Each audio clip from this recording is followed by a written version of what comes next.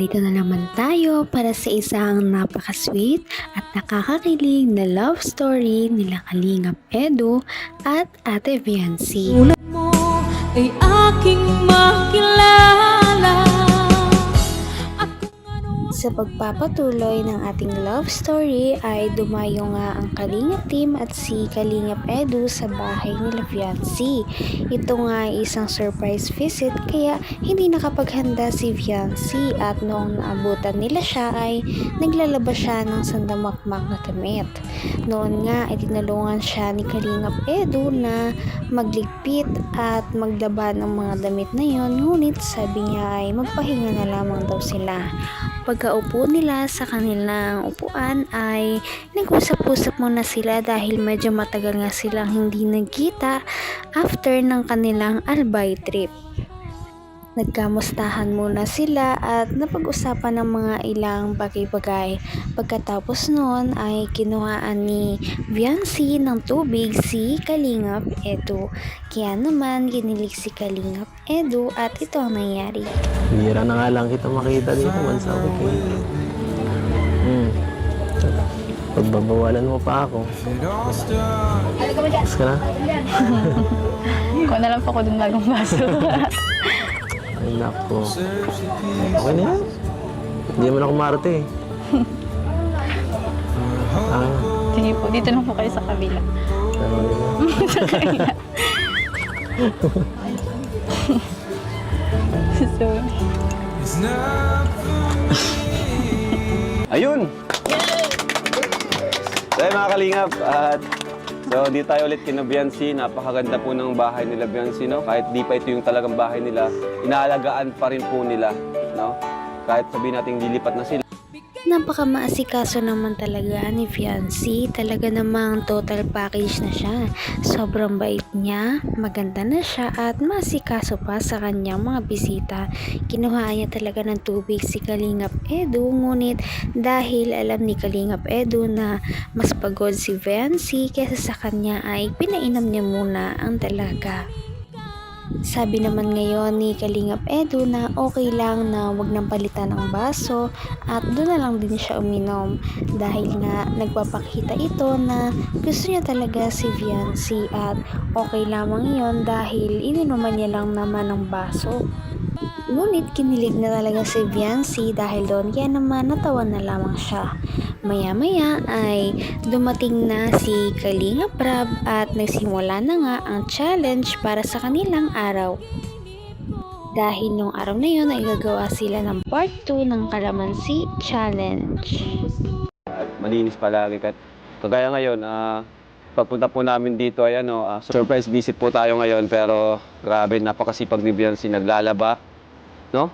At dati pa rin, kung ano siya nung una natin siya nakita, kung ano siya nung una nakita ni Dr. Love, ay ganun pa rin po.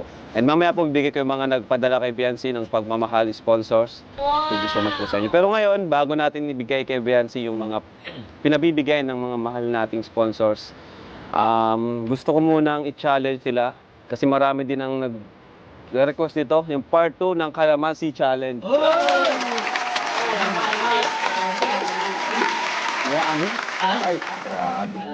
So, ayan, at ano Viancy, ready ka na ba? Handa ka bang tanggapin yung hamon ng mga EDSI fans and supporters? Wow! Ay, grabe. Pero halatang kinakabahan si Viancy ngayon, no? Hindi mapakali. Hindi lamang si Kalingap Edu ang humahanga kay Viancy, kundi ang buong Kalingap team. Dahil kahit na surprise visit ito ay makikita mo talaga na talagang iniingatan niya ang kanilang bahay at mga bagay na binigay sa kanya ng kanyang mga sponsors. Dahil kahit na hindi nila alam na bibisita ang Kalingap team ay sobrang maayos at malinis talaga ang kanilang bahay. Pagkatapos nito ay nag-ready na nga ang dalawa para sa mga ultimate questions na gustong itanong sa kanila ng kanilang mga viewers na hindi nila na itanong noong nakaraang Kalamansi Challenge. Ngayon ngang challenge ay kapag hindi ka nakasagot ay kakain ka ng isang kalamansi na sobrang asim. Kaya naman, mas pinipili ng mga players na sumagot na lamang kesa sa kumain ng isang kalamansi. At ito na nga ang mga nangyari sa Kalamansi Challenge. Okay. So, syempre, simulan natin. Ito namang mga tanong natin is na-ano na rin natin to. Sino ba na-challenge na natin? Si Joy, si Medit, si Carla. Siya ng pangapat. Okay, syempre, paras naman sila magsasagot. Paras naman sila magsasagot. So, simulan natin sa mga simple questions. Mga dadali lang to. So, number 1 question natin. What is your biggest fear? Biggest fear. Kinakatakot mo na mangyari someday. Ikaw muna. Kalamansi. Kalamansi ka na yata agad. Yung po, mawalan po ng ng magulang. Mawala ng magulang. Oo, bagay. Kahit sino naman siguro, no? Makikita mo talaga kung ano ang focus ni Viancy sa kanyang buhay at ito ang kanyang pamilya. Kaya naman ang kanyang biggest fear na mawala sa kanyang buhay ay ang kanyang mga magulang. Talagang makikita mo kung gaano siya ka-family oriented at kung gaano niya kamahal ang kanyang pamilya. Sa kabilang banda ay pinakilig naman talaga ni Kalingap Edu ang lahat, pati ang mga viewers sa kanyang sinabi. Ang kanyang biggest fear daw ay bukod sa mawala ang kanyang pamilya ay ang mawala si Ate Viancy sa kanyang buhay. Kaya naman kinilig din si Viancy sa kanyang sinabi, pati na ang mga Kalingap boys. Talaga namang tinulak pa siya at tuwang-tuwa talaga sila sa sinabi ni Kalingap Edu. Ay, grabe. Simula pa lang, bro. Simula pa lang. Huwag kayo mag-aaway. Pagsimula pa lang, nag-aaway na itong dalawa eh. Huwag kayo mag-aaway. Maliban doon, Biancy, mawala ng magulang. Siyempre, ano na yun eh, matik na yun eh. Ano pang kinakatakot mo? Ano ba din? Siguro po yung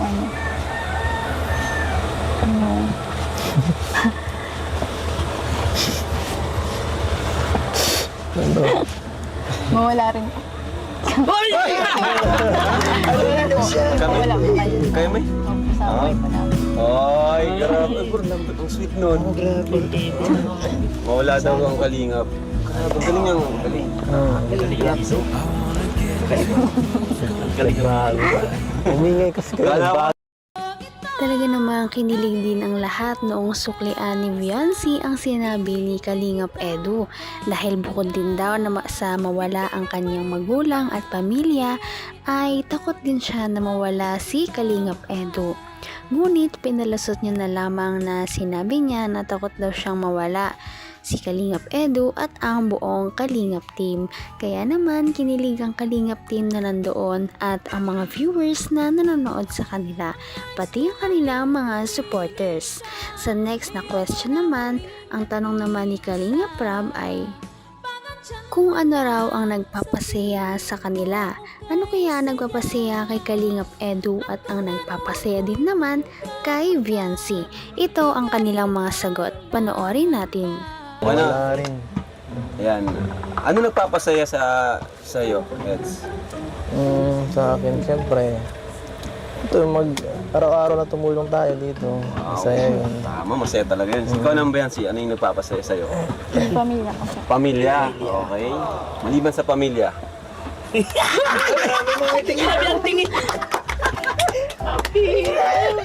Ito po yung mga kakulitan po sa amin. Mga ganito po. Ganito rin mga mission. At Kulitan syempre mo. magpo-vlog. Syempre kasama na si Eds doon eh. Tapos yung pagsasama ko po sa mission. Yung Nakasama ka sa mission. Galing. May ano ka talaga, may pusong paglingap. Alright. So kanina, ano nagpapasaya? Ngayon naman ay nagpapalungkot sa'yo. Eds. Papalungkot sa akin. Siguro pag Kahit mga simpleng bagay lang or mas malalim, kayong bahala. nagpapalungkot. Parang Para naman sa next question nila ay kung ano daw ang nagpapasaya sa dalawa. Sabi naman ni Kalingap Edu ay talaga namang masaya siya noong mga mission nila dati na napakasimple lang ngunit may natutulungan. Sa kabilang banda, pinahanga na naman ng lahat ni fiancé dahil sa kanyang sagot. Sabi niya ang nagpapasaya daw sa kanya ay ang kanyang pamilya. Talaga namang napaka-family oriented talaga niyang dalaga at wala ka nang hahanapin pa sa kanya.